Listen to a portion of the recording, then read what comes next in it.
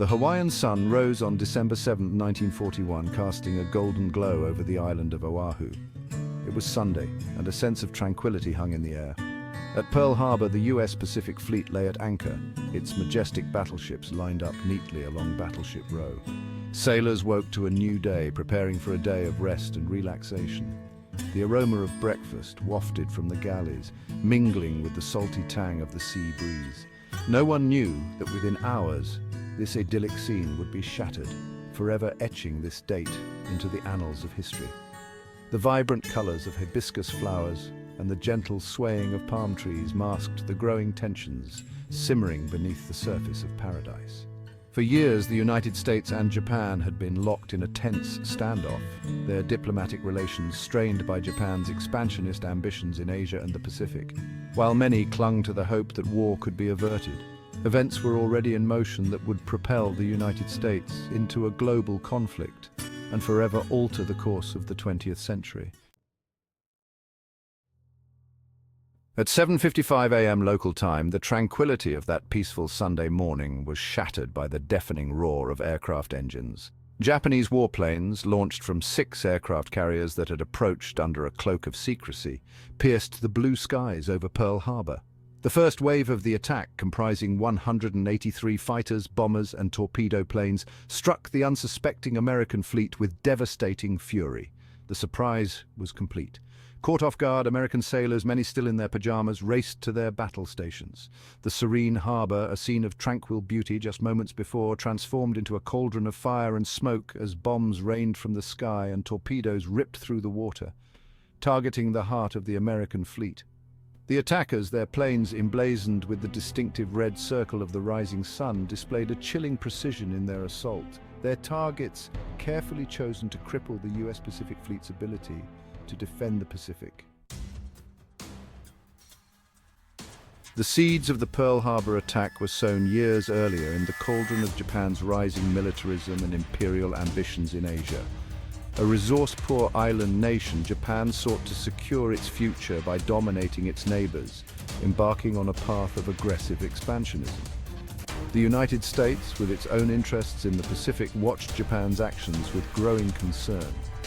The US responded to Japan's aggression with economic sanctions, including an embargo on oil and steel, resources vital to Japan's war machine. Intended to force Japan to change course, these sanctions instead backfired, fueling the flames of resentment and pushing the Japanese leadership further down the road to war. The stage was set for a confrontation that would have far-reaching consequences for the entire world.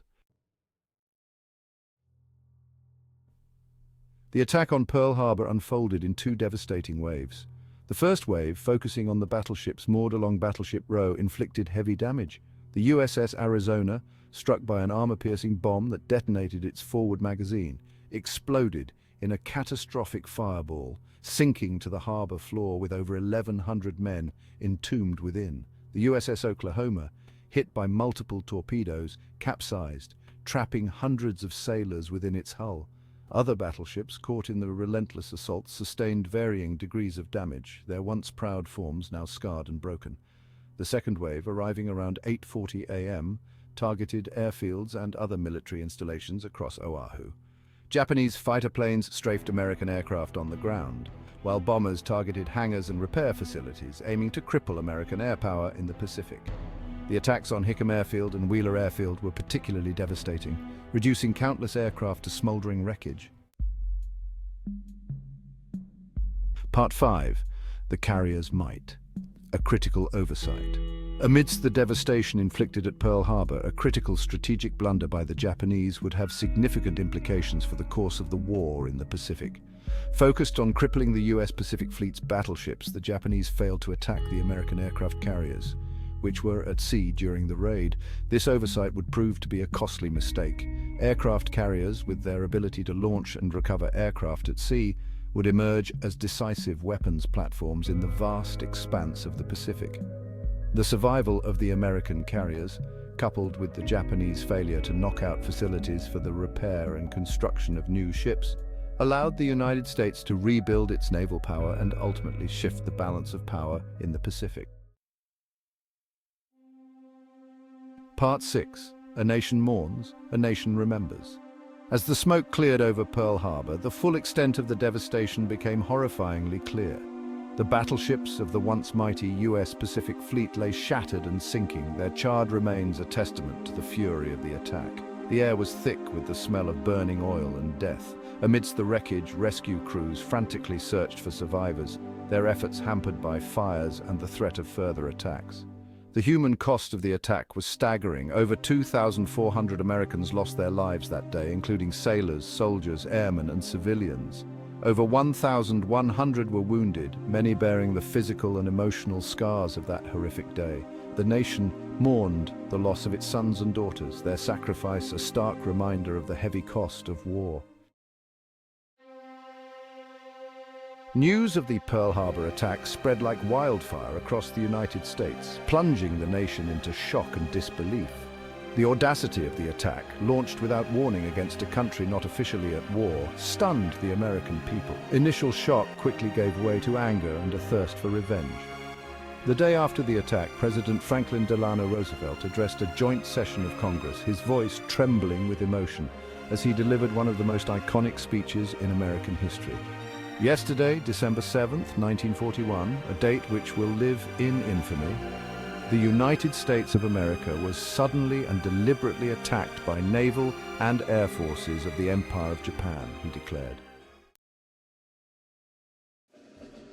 President Roosevelt's address to Congress galvanized the American people. With a single voice, Congress declared war on Japan, formally bringing the United States into World War II.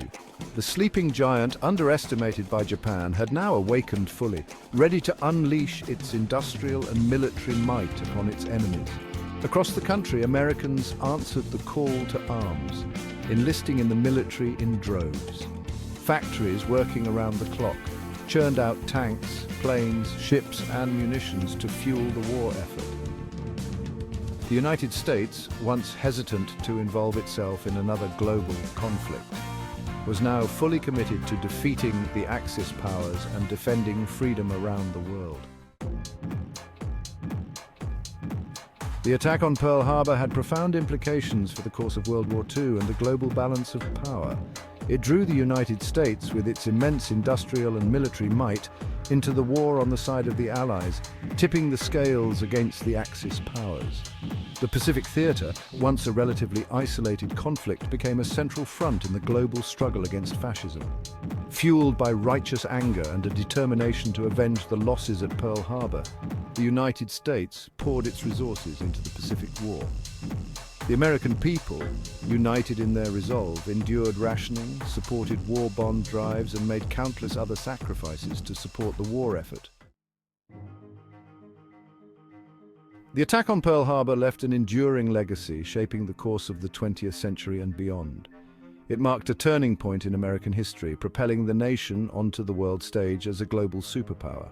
The war that followed would forever alter the geopolitical landscape, leading to the decline of European colonialism and the rise of the United States and the Soviet Union as superpowers. The memory of Pearl Harbor continues to resonate today, serving as a reminder of the human cost of war, the importance of diplomacy, and the need for vigilance in the face of aggression. The lessons learned from that fateful day continue to inform American foreign policy and shape the nation's role in the world.